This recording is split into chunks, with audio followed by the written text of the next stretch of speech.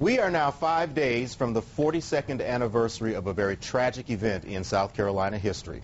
On February 8, 1968, police opened fire on South Carolina State students who were protesting segregation at what was then the All-Star Bowling Lane in Orangeburg. Now, the students had set a bonfire, and when police tried to put that fire out, a thrown piece of wood hit an officer.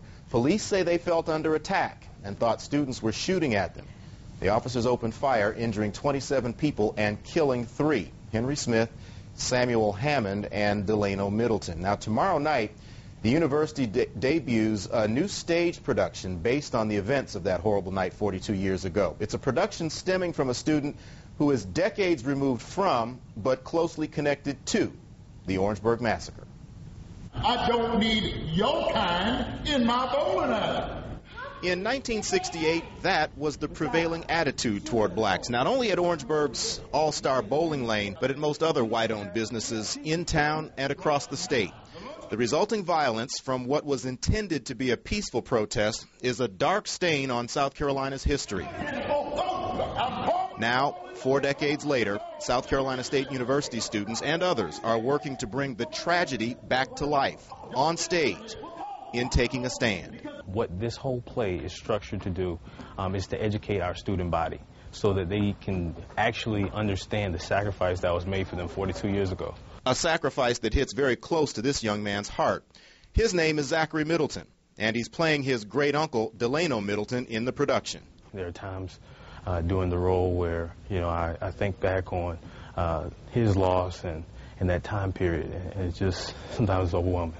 Middleton is South Carolina State's current Student Government Association president. Taking a Stand was his idea, and he got student director Calhoun Cornwell to help make it a reality. Fighting the wings.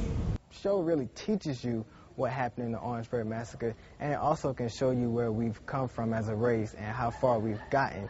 And Cornwell is excited to have a Middleton family member in the production. But when everyone else thought Zachary would be a shoo-in to play his great-uncle, Cornwell said, no, not if he can't act. But he did. He could act, and he did the part very well.